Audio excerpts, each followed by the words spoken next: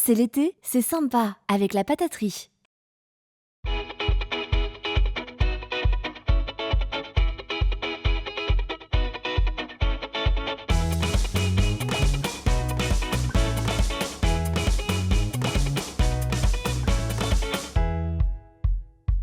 Bonjour, bienvenue dans le tout premier numéro de C'est l'été. On va se retrouver chaque jour jusqu'au 16 août sur Télé Nantes pour vous parler de l'actualité touristique, tout ce qui est à faire dans le 44 cet été. Et pour commencer, vous l'avez très certainement reconnu, nous sommes dans les nefs des machines. Nous allons bien sûr vous parler de l'éléphant qui, à l'heure qu'il est allé faire un petit tour dans la jungle urbaine nantaise. Nous avons deux rendez-vous dans cette émission. Pour commencer avec Pierre Auréfis, auteur et directeur des machines et l'un des papas avec François Delarosière de l'éléphant. Et puis nous avons aussi rendez-vous avec un des cornacs de la bête, Fabien. L'émission ne dure que 6 minutes. On fait vite, on y va.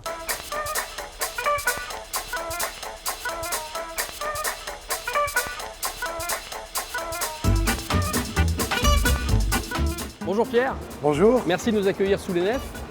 Combien est-ce que vous avez reçu de visiteurs l'année dernière ici, autour de l'éléphant avec le carrousel et les autres animations? Alors en 2014, on a vendu 591 117 billets. Voilà. Entre l'éléphant, le carrousel et la galerie des machines. J'ai parlé d'animation à l'instant, mais ici on ne parle plus de l'éléphant, du carrousel comme des attractions depuis longtemps. Ce sont devenus des lieux, des entités qui appartiennent réellement à la ville et à notre patrimoine. Comment est-ce que vous expliquez cette magie en fait? D'abord, la première étape en 2007, ça a été l'appropriation par les Nantais des machines et surtout de l'éléphant. Ça nous a beaucoup surpris, ça a été très vite. Et puis, comme ce site avait été un espèce de terrain vague et de friche industrielle pendant 15 ans, le fait qu'on ouvre les machines, qu'on s'installe sur la porte d'entrée de l'île de Nantes, qu'on anime cette berge, les Nantais se sont appropriés ce territoire, ça fait revivre le fleuve. Et au fur et à mesure, au début on avait 70% de Nantais et 30% de touristes. Aujourd'hui on a inversé la proportion, on est à 30% de la Loire-Atlantique et presque 70% d'autres départements et de touristes. Mais les Nantais font toujours la médiation, amènent leurs amis, leurs familles. Le public qui fait la vie des machines et qui a fait le bouche à oreille, c'est le public nantais. Qu'est-ce qui va se passer cette année en 2015? J'ai cru comprendre qu'il y a un grand visiteur au mois d'août. Oui, alors il y a le Dragon Cheval Longma qui a été à Pékin, qui revient en France. Il est revenu, il est dans l'atelier en ce moment. Ils feront des sorties d'atelier, c'est pas un spectacle, des sorties d'atelier entre le 14 et le 23 août. Je pense que ça va être vraiment le temps fort de l'été. Là justement, l'éléphant est en train de rentrer dans ce qu'on appelle maintenant la maison de l'éléphant, parce que c'est vrai qu'ici à Nantes, quand on passe avec nos enfants, on regarde le soir si l'éléphant dort. Quand on passe la journée, on essaie de voir à quel endroit il est. Il est magique, il est devenu un des véritables personnages de nos vies. Oui, il est banalisé en plus, il fait partie du territoire, c'est un habitant de Nantes, donc les gens le vivent comme ça et ça renforce sa puissance et son implantation sur sa piste, sur l'île de Nantes, et ça donne la valeur à ce territoire qui est en mouvement, l'éléphant est en mouvement. Tout ça c'est une boucle positive, on le découvre après coup qu'on est dans une spirale positive, mais ça fonctionne, voilà. Ça nous donne qu'une envie, c'est de continuer. Alors ce qu'on va faire, c'est qu'on va aller interroger tout de suite, en tous les cas rencontrer un des personnages qui donne la vie à cet éléphant, un de vos pilotes.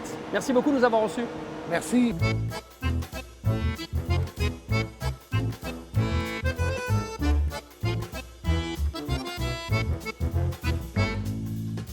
Fabien, bonjour. Salut. Comment on fait pour devenir cornac de l'éléphant? Comment on fait, je sais pas trop parce que ça s'est fait un petit peu sur le tas, tu vois. Moi j'ai été appelé parce que je travaillais un petit peu dans la mécanique, un petit peu dans le spectacle, je connaissais la machine. On m'a proposé est-ce que tu veux faire pilote d'éléphant? Sur le coup je fais pilote de quoi? Pilote d'éléphant? Non, je sais pas, je vais réfléchir un petit peu. Puis en fait, eu une formation Non, tout sur le tas. Moi j'étais un petit peu à la construction, je suis venu voir quelques années avant, déjà pour voir la bête, quoi, voir comment ça fonctionne. Et puis voilà, on a appris sur le tas, on a regardé comment ça fonctionnait, on a fait des essais avec Yves Rollo, salut Yves. Voilà, et puis ça s'est fait comme ça, quoi. Il y a le côté technique, t'es le pilote de l'éléphant, mais je suppose que tous les jours c'est l'émerveillement avec les gamins, les gens qui te regardent arriver. C'est magique. Ah ouais, surtout en ce moment, en plus avec le soleil, là, c'est bien. Il y a des petites anecdotes de pilotage? Ouais, des petites anecdotes, des petites erreurs de manipulation par exemple. Il y a la cabine qui est là, donc on est comme ça. Et là on peut amener la trompe vers nous comme ça. Oui. Mais il faut pas se tromper. Il faut pas l'amener trop. Et non, parce que si, bon bah voilà, ça m'est arrivé, tac, je me suis carrément arrosé, j'ai rempli la cabine de flotte, les gens, ah et voilà. Donc, C'était le 1er avril. même pas. Mais je crois qu'il faisait pas très chaud en plus. Bon, je te souhaite un bel été. Merci, Il toi va aussi. se passer plein de choses, j'ai cru Oh, comprendre ouais, ici. ouais, ouais. Et je pense même qu'à un moment, tu vas piloter avec le grand frère ou le petit frère, je sais pas trop Tout à comment vous fait. l'appelez, Tout à fait. le dragon. Ça sera plus tard.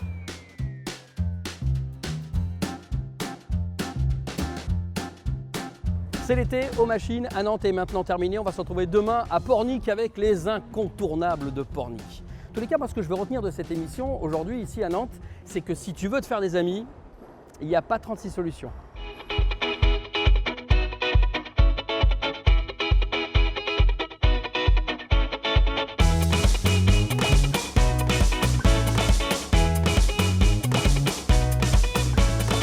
C'est l'été avec la pataterie à Trignac, Saint-Herblain et Basse-Goulaine.